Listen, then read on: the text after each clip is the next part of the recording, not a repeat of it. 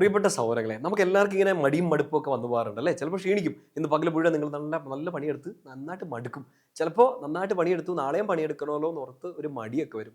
മടി വന്നാലും മടുപ്പ് വന്നാലും നമുക്ക് വീണ്ടും ഒന്ന് റിവാമ്പ് ചെയ്യാം. നമുക്ക് വീണ്ടും ആ, ഒന്ന് എഴുന്നേക്കാൻ വേണ്ടിയിട്ട്, ശക്തി പ്രാപിക്കാൻ വേണ്ടിയിട്ട് ഏറ്റവും നല്ല കാര്യം ഈശോയിൽ ഒന്നുകൂടെ ആശ്രയിക്കുക എന്നുള്ളതാണ്. വചനം നമ്മളോട് പറയുന്നില്ല, ഏശയ്യാ 40:30 മുതലുള്ള വാക്യങ്ങളൊക്കെ തളർന്നവന് അവിടുന്ന് ബലം നൽകുന്നു അല്ലേ? ബലഹീനനായവനെ അവിടുന്ന് ശക്തിപ്പെടുത്തുന്നു. അത് ആരെയാണ് ശക്തിപ്പെടുത്തുന്നത്? കർത്താവിൽ ആശ്രയിക്കുന്നവനെയാണ് കർത്താവ് ശക്തിപ്പെടുത്തുക. ഇപ്പോൾ ഒത്തിരി പണിയെടുത്ത്, ഒത്തിരി അധ്വാനിച്ചു, ഒത്തിരി പഠിച്ചു, ഒത്തിരി കാര്യങ്ങൾ നട്ടുപൊടിച്ച് ചെയ്തു, മടുത്തു പോവായിരിക്കും നമ്മൾ. ഇന്ന് വൈകിട്ട് കട്ടിലോട്ടൊക്കെ വളഞ്ഞു ചുരുണ്ട് ഒക്കെ ആയിരിക്കും പോയി കിടക്കാനൊക്കെ പോകുന്നത്. ഉറക്കം വരുന്നുണ്ടാവില്ല. ഇന്നത്തെ എടുത്ത പണി കാരണം ദേഹം വേദന എടുക്കുന്നുണ്ടാകാം.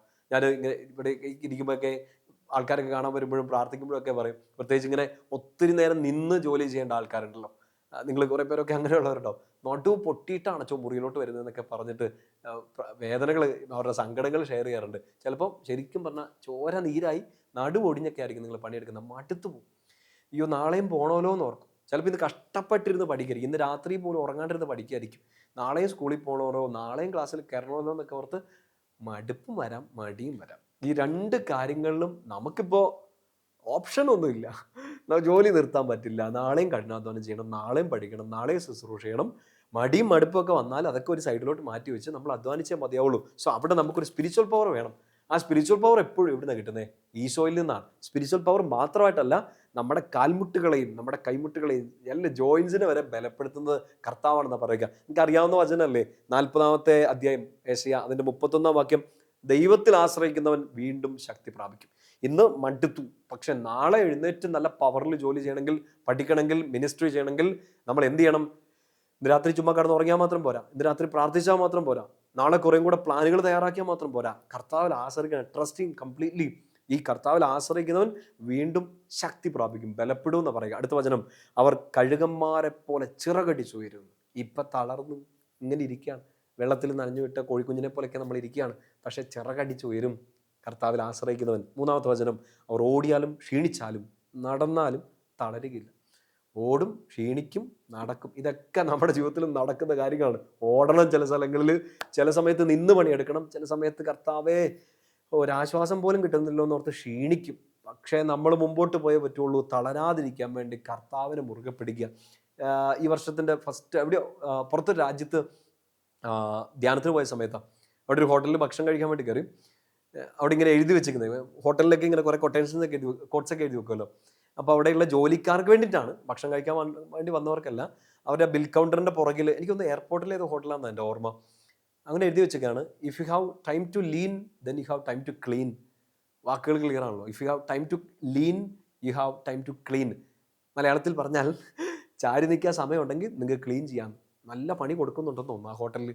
ആ ജോലിക്കാർക്ക് ചാരി നിൽക്കലെന്ന്, ചുമ്മാ നിൽക്കല്, പണി ഫുൾ ടൈം പണിയെടുത്തോളാനാണ്. എഴുതി വെക്കാൻ എളുപ്പമാണ്. ഈ പണിയെടുക്കുന്നവരുടെ ശ്വാസം പോലും കിട്ടാത്ത പണിയെടുക്കേണ്ടി വരുമായിരിക്കും. നമുക്കെല്ലാം അത് പറ്റും. ആ എയർപോർട്ട് ഹോട്ടലിൽ മാത്രമൊന്നുമല്ല, നിങ്ങൾ ജോലി ചെയ്യുന്നിടത്തും പഠിക്കുന്നിടത്തും ഒക്കെ ഒന്ന് ഇരിക്കാൻ നിങ്ങൾ ആഗ്രഹിക്കും, നടക്കത്തില്ല. ഈ നഴ്സിംഗൊക്കെ നിങ്ങൾ പഠിക്കുന്ന കുഞ്ഞുങ്ങൾ ഇത് കേൾക്കുന്നുണ്ടെങ്കിൽ, നിങ്ങൾക്ക് ക്ലിനിക്കൽസ് ഒക്കെ വരുമ്പോൾ ഉള്ള അവസ്ഥ നിങ്ങൾക്ക് അറിയാലോ. ഒന്നിരുന്നോട്ടെ എന്ന് ചോദിക്കാൻ പോലും നമുക്ക് സമയം കിട്ടില്ല. നിൽക്കണം, നടുവൊടിയും. ചിലപ്പോൾ നടുവിൽ വേദന വന്നിട്ട് അത് കാലേക്കൂടെ താഴോട്ട് അരിച്ചിറങ്ങും. എൻ്റെ അമ്മച്ചി ഒരു തയ്യൽക്കാരിയാണ്. രാവിലെ 8 മണിക്ക് കട തുറന്ന വൈകുന്നേരം 6 മണി വരെ നിപ്പാണ്. ഇടയ്ക്ക് ഇരിക്കുന്നത് എനിക്ക് തോന്നുന്നു ഭക്ഷണം കഴിക്കാൻ വേണ്ടിയിട്ട് മാത്രമായിരിക്കും. ഇങ്ങനെ നിൽക്കണം. ഒരു ഉച്ചയൊക്കെ ആകുമ്പോഴത്തേനും നമ്മുടെ നടുവ് പഞ്ചറാവും, കാല് പഴം പോലെയാവും. പക്ഷെ നിന്നേ മതിയാവും. വചനം പറയുകയാണ്, ഓടിയാലും ക്ഷീണിച്ചാലും നടന്നാലും തളരില്ല. ആര്? കർത്താവിൽ ആശ്രയിക്കുന്നവൻ. എന്തായാലും പണിയെടുത്തേ മതിയാവും, എന്തായാലും ജോലി ചെയ്തേ മതിയാവും, എന്തായാലും ഓടിയാൽ മതിയാവും. നമുക്ക് ഈശോയിൽ ആശ്രയിച്ചുകൊണ്ട് ഓടാം. അങ്ങനെ ഓടാൻ തയ്യാറായാൽ ചുമ്മാ ഓട്ടമൊന്നും ആയിരിക്കില്ല, ചിറകടിച്ച് ഉയരാൻ പറ്റുമെന്ന വചനം പറയുക. നമുക്ക് ഈശോയിൽ തന്നെ മുറുകെ പിടിക്കാനും കൂടെ പറയുന്ന പൗലോസ്ലീഹയുടെ ഒരു വചനം കൂടെ വായിച്ചത് അവസാനിപ്പിക്കാം. അപ്പോസ്തല പ്രവർത്തനം 17-ാമത്തെ അധ്യായത്തിൽ അരയോപ്പാഗസിലെ പ്രസംഗമാണ്. അരയോപ്പാഗസ് സ്ഥലമൊന്നും വിഷമിക്കേണ്ട, ഗ്രീസിലെ ഒരു സ്ഥലമാണ്. പൗലോസ്ലീഹ പ്രസംഗിച്ചിട്ട് അത്ര സെറ്റാവാഞ്ഞ സ്ഥലങ്ങളിൽ ഒന്നാണ്. അവിടെ വെച്ച് പൗലോസ്ലീഹ പറയുന്ന സുന്ദരമായ ഒരു കാര്യമുണ്ട്, ഒന്ന് ശ്രദ്ധിക്കണം. അപ്പോസ്തല പ്രവർത്തനം 17 അതിൻ്റെ 27-28 വാക്യങ്ങൾ. ഇത് അവർ ദൈവത്തെ അന്വേഷിക്കുന്നതിന് ഒരുപക്ഷെ അനുഭവത്തിലൂടെ അവിടുത്തെ കണ്ടെത്തുന്നതിന് വേണ്ടിയാണ്. കർത്താവിനെ കണ്ടെത്തേണ്ടത് പല വഴികളിലൂടെയാണ്. അതിനകത്ത് ഒരു വഴി അനുഭവത്തിലൂടെ കണ്ടെത്തുക എന്നുള്ളതാണ്. നമ്മുടെ ഈ ഇൻസ്റ്റഗ്രാമിലും, ഞാൻ ഒത്തിരി പറഞ്ഞ് ഓവറാക്കണ്ടോ, ശ്രദ്ധിച്ചിരിക്കണേ, ഉറങ്ങിപ്പോലെ.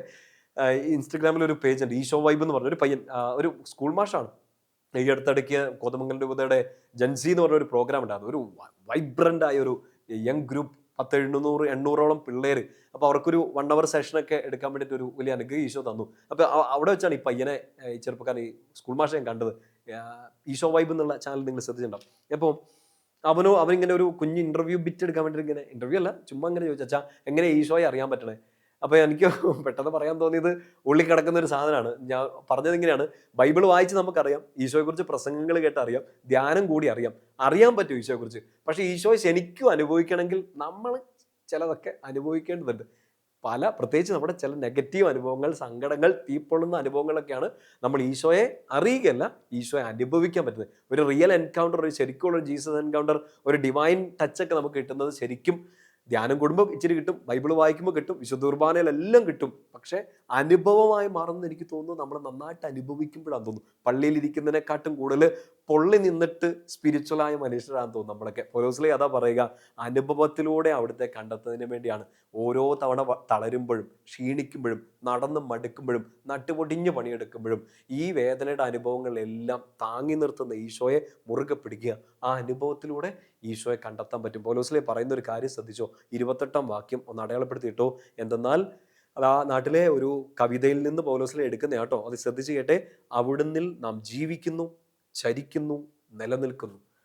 അവരുടെ ഒരു ഡിവൈൻ കൺസെപ്റ്റിനെ കുറിച്ച് പൗലോസ്ലീഹ അവരുടെ ഒരു കോട്ട എടുത്തുകൊണ്ട് പറയുകയാണ്. പക്ഷെ അത് ഈശോയുമായിട്ട് ചേർത്ത് ചിന്തിച്ച്, ഈശോയിൽ നാം ജീവിക്കുന്നു, ഈശോയിൽ നാം ചരിക്കുന്നു, ഈശോയിൽ നാം നിലനിൽക്കുന്നു. നമ്മൾ ജീവിക്കുന്നതും മൂവ് ചെയ്യുന്നതും നമ്മൾ പിടിച്ചു നിൽക്കുന്നതും എല്ലാം ഈശോയിലാണ്. എൻ്റെ പ്രിയപ്പെട്ട സൗരങ്ങളിൽ നിന്ന് കടന്നുറങ്ങുന്നതിന് മുമ്പ് ഒന്നും കൂടെ ഈശോയെ മുറുകെ പിടിക്കുക. ഈശോയെ, ഐ ട്രസ്റ്റ് ഇൻ യു, ഞാൻ നിന്നിൽ ആശ്രയിക്കുന്നു. ഒരു 3 പ്രാവശ്യം അങ്ങനെ ഒന്ന് പറഞ്ഞ് പ്രാർത്ഥിച്ചിട്ട് കിടക്കുക. ഈശോയെ, ഞാൻ അങ്ങിൽ ആശ്രയിക്കുന്നു. ദൈവത്തിൽ ആശ്രയിക്കുന്നവൻ വീണ്ടും ശക്തി പ്രാപിക്കും, കഴുകനെ പോലെ ചിറകടിച്ചുയരും, ഓടിയാലും നടന്നാലും ക്ഷീണിച്ചാലും തളരില്ല.